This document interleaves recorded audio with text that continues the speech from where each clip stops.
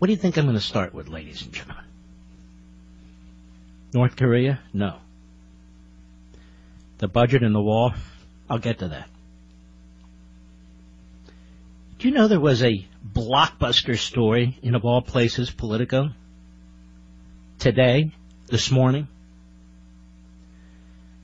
I really don't have a chance to listen to most of the other hosts unless I'm in the car and I've gotten lost or something. I'm out going to McDonald's, but I'm just too busy right now editing the book, doing Levin TV, doing radio, working on my foundation. But anyway, an incredible story. And I really wouldn't normally take time to delve into a story in Politico, and I would tell this fellow Josh Meyer who wrote it, you better watch out for your career over there, because once I start reading it, you're going to be a marked man. That is, in fact, how you self-identify. Obama's hidden Iran deal giveaway. You got to listen to this. Don't let your eyes glaze over. This is a big deal. When President Barack Obama announced the one-time gesture of releasing Iranian-born prisoners who, quote, were not charged with terrorism or any violent offensive, unquote, last year, his administration presented the move as a modest trade-off for the greater good of the Iran nuclear agreement and Tehran's pledge to free 5 Americans. Iran had a significantly higher number of individuals, of course, at the beginning of this negotiation that they would have liked to have seen released, one senior Obama administration official told reporters in a background briefing arranged by the White House, adding that we were able to winnow that down to these 7 individuals, 6 of them are Iranian Americans. You notice how this Ben Rose and Susan Rice, how they played the media? And the media were happy to be played. Praetorian guards as they are. Stay with me. This is a shocking story. But Obama, the senior official and other administration representatives, weren't telling the whole story on January 17, 2016. They weren't telling the whole story in their highly choreographed rollout of the prisoner swap and simultaneous implementation of the 6-party nuclear deal, according to a Politico investigation.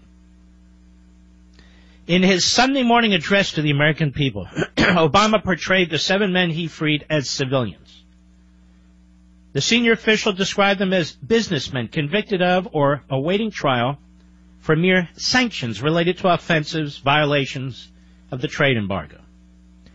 In reality, some of them were accused by Obama's own Department of Justice of posing threats to our national security. I really want you to listen to this because today Obama's out there and they're rolling him, looping video of him talking with some college students, and he sounds so professorial.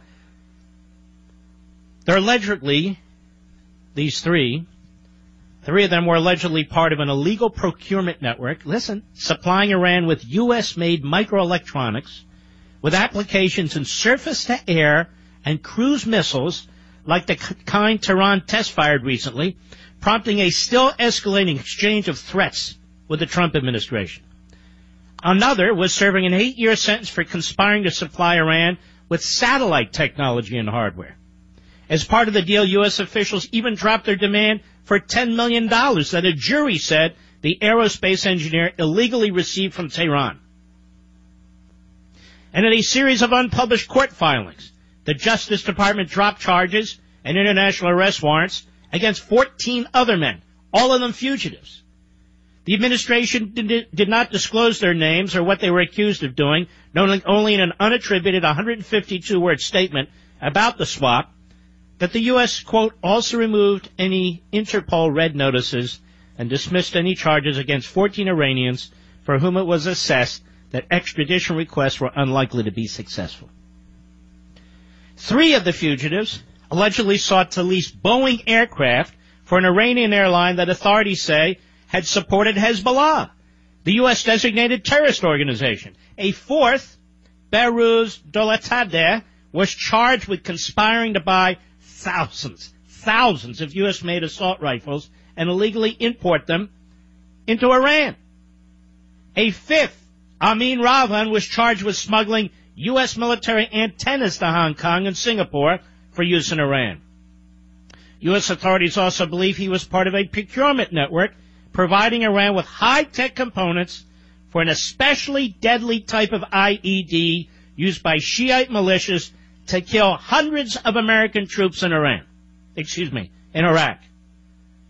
The biggest fish, though, was Saeed Yabadaba, who had been charged with being part of a conspiracy that from 2005 to 2012 procured thousands of parts with nuclear applications for Iran via China.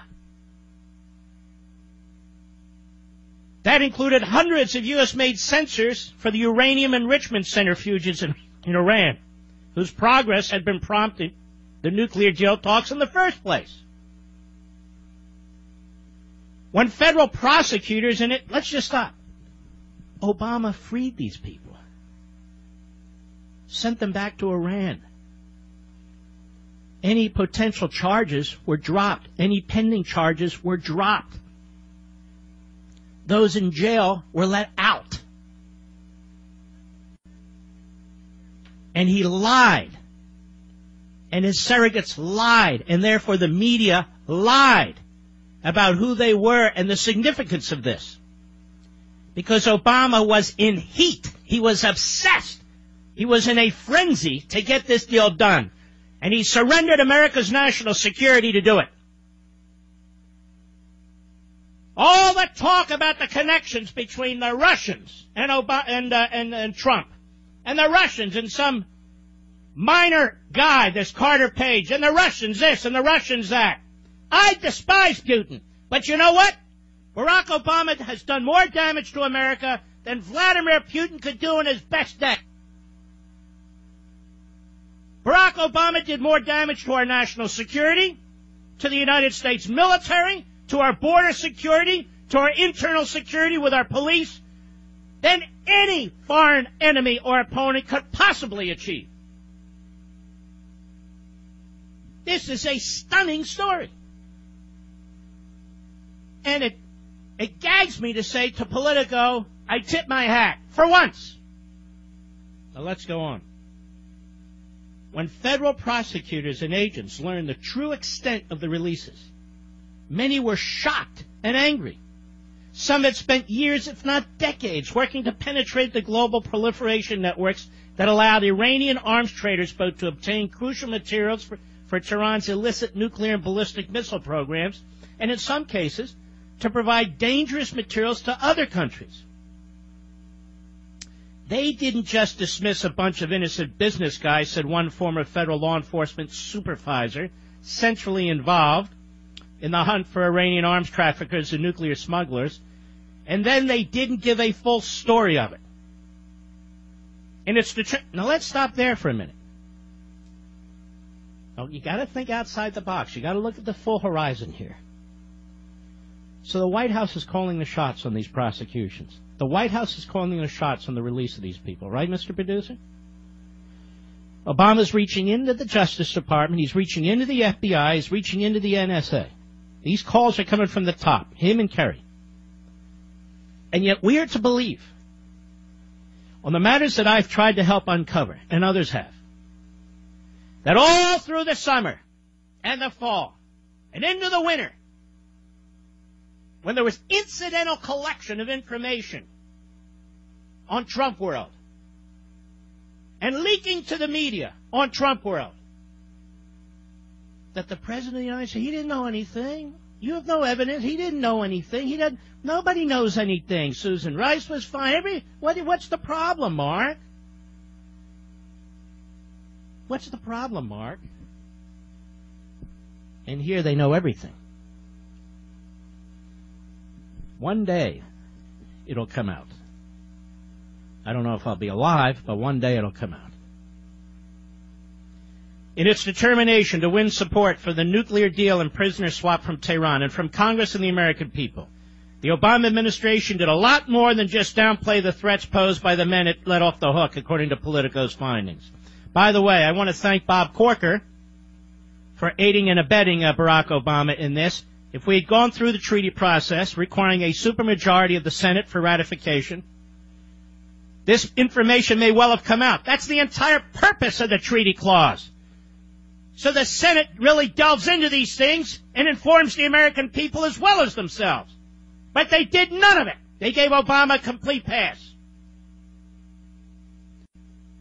For action in some cases and inaction in others, the White House derailed its own much-touted National Counterproliferation Initiative at a time when it was making unprecedented headway in thwarting Iran's proliferation networks.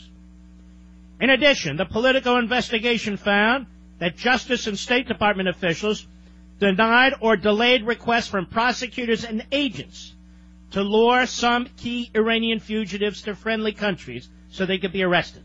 Similarly, Justice and State, at times in consultation with the White House. Notice, the White House, a.k.a. Obama.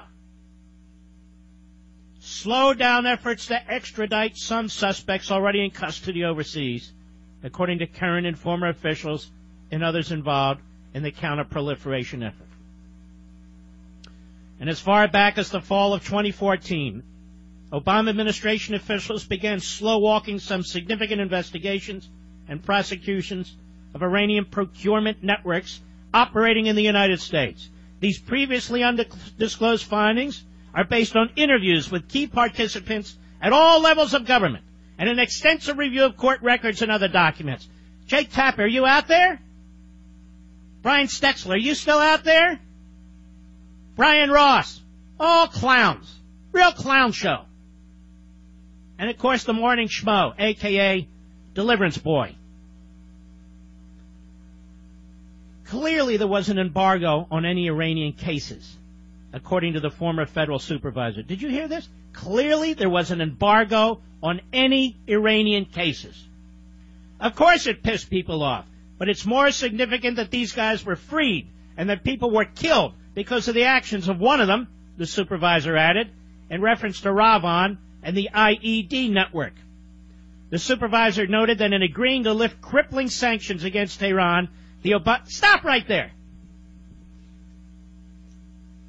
How many times did we hear about retired Lieutenant General Michael Flynn, a great American hero, short-lived director of NSC, advisor to the president? Well, was he on the phone with the Russian ambassador trying to undermine the sanctions with the Russians? Was he doing that? There's no evidence of that. Hey, look, he lied to the vice president. He lied. He had to go. He lied. But look at that. He's trying violation of the Logan Act. I want you to listen to this again. The supervisor, this is the federal prosecutor, the supervisor, noted that in agreeing to lift crippling sanctions against Tehran, the Obama administration had insisted on retaining the right to go after Iran for its efforts to develop ballistic missile capable of delivering nuclear warheads, and cruise missiles that could penetrate U.S. defenses, and to illegally procure components for its nuclear, military, and weapons systems. Then why would you be dismissing the people that you know about who were involved in that, the former official said. These guys were freed. They were freed. Absolutely incredible. The saga of how the Obama administration threw a monkey wrench into its own Justice Department-led counterproliferation effort continues to play out almost entirely out of public view, largely because of the highly secretive nature of the cases and the negotiations that affected them. That may be about to change, as the Trump administration and both chambers of Congress have pledged to crack down on Tehran's nuclear and ballistic missile programs. Last Wednesday, Secretary of State Rex Tillerson announced a government-wide review of U.S. policy toward Iran in the face of, quote, alarming and ongoing provocations that export terror and violence, destabilizing more than one country at a time. Now, I'm going to go on with this. This is an incredible, actual, investigative news report. Absolutely stunning, is it not? Mr. Gun Control, Mr. Second Amendment, is Mr. Nuclear Proliferation and ICBM proliferation. Lying through his teeth constantly, secret deals, letting out people who are providing technological information to the enemy to help them build nukes and IEDs, I'm telling you what, I'll be right back. Mark Levin.